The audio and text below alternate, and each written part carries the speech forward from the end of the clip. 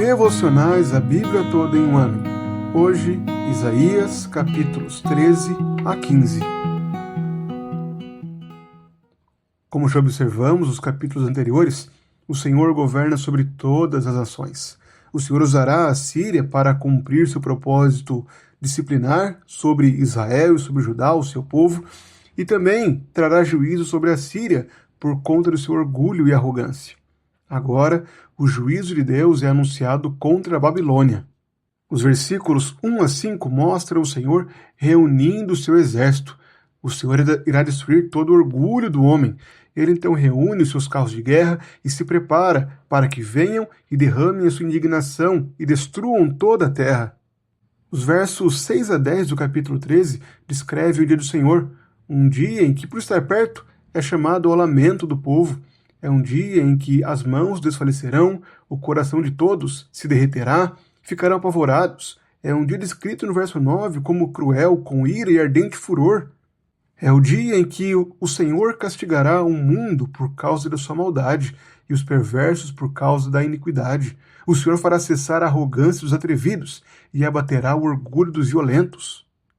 E o verso 17 nos surpreende pela sua firmeza e detalhe histórico.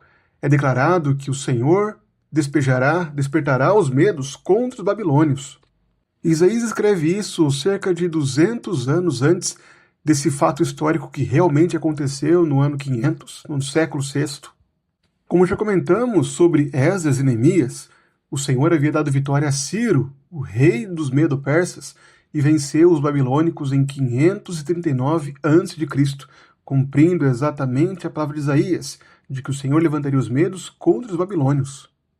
E ligado a essa derrota dos babilônios aos Medo-Persas, está justamente o livramento do Senhor. O capítulo 14 de Isaías complementa, dizendo que o Senhor se compadecerá de Jacó e voltará a escolher Israel, estabelecendo-os na sua própria terra. E é exatamente isso que ele faz nos livros de Esdras e Neemias. Isaías também profetizou um cântico para ser entoado, uma sátira contra o rei da Babilônia. O Senhor quebrou o bastão dos ímpios e o cetro dos dominadores, que feriam os povos com furor, com golpes incessantes e com ira dominavam as nações com perseguição irreprimível. Agora toda a terra descansa e está sossegada, todos dão gritos de alegria. Nos versos 12 a 14, alguns sugerem que apontam para a queda de Satanás, mas pelo contexto fica evidente que se trata de um cântico da sátira contra o rei da Babilônia.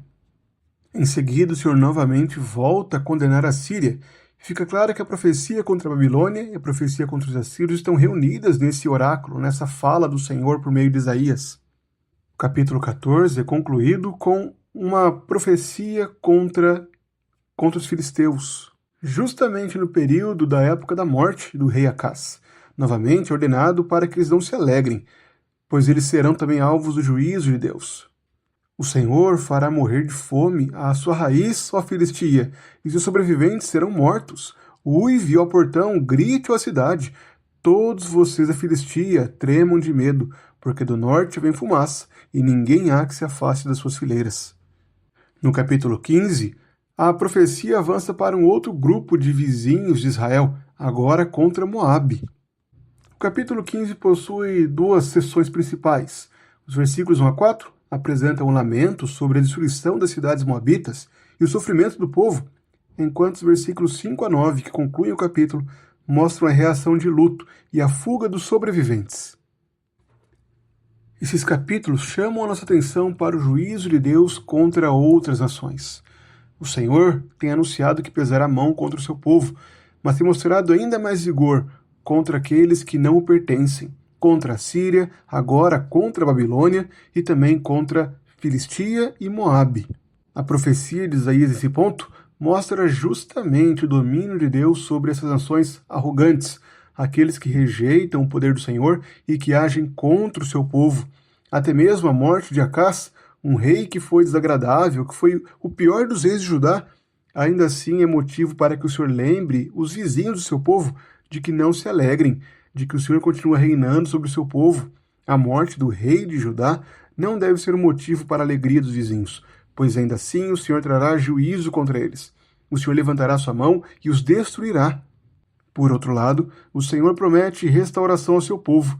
Justamente no meio dessa profecia sobre a Babilônia, aparece a renovação, a restauração de Israel, de Judá, do povo de Deus, e a reunião dos povos antes inimigos, adversários, opressores, que agora farão parte do povo de Deus e serão reunidos.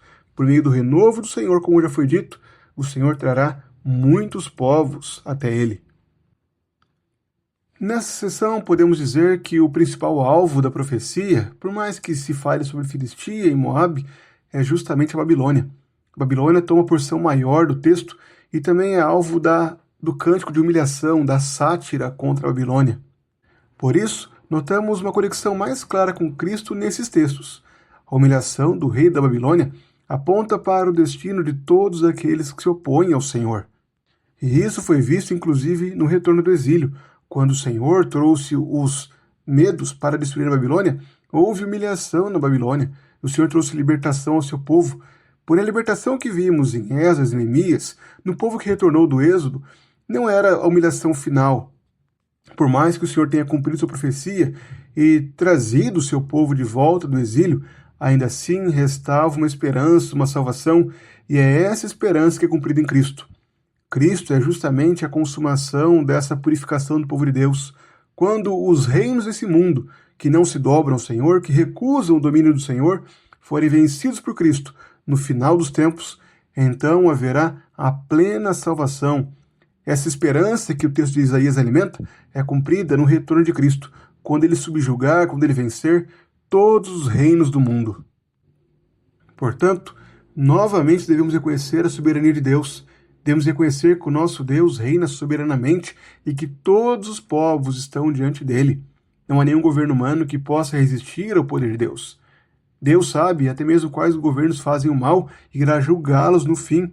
Nenhuma ação maligna passará despercebida. O Senhor anuncia justamente o juízo dele contra todos os arrogantes, os orgulhosos, aqueles que fazem o mal. E nós somos chamados para a fé em Cristo, para depositarmos toda a nossa confiança em Cristo e descansarmos nele, sabendo que todo orgulho será abatido, que Cristo Jesus trará descanso ao seu povo, e assim devemos viver com confiança nele, com reverência, com esperança, sabendo que um dia ele virá nos buscar e restaurar a ordem nesse mundo caótico, manchado pelo pecado.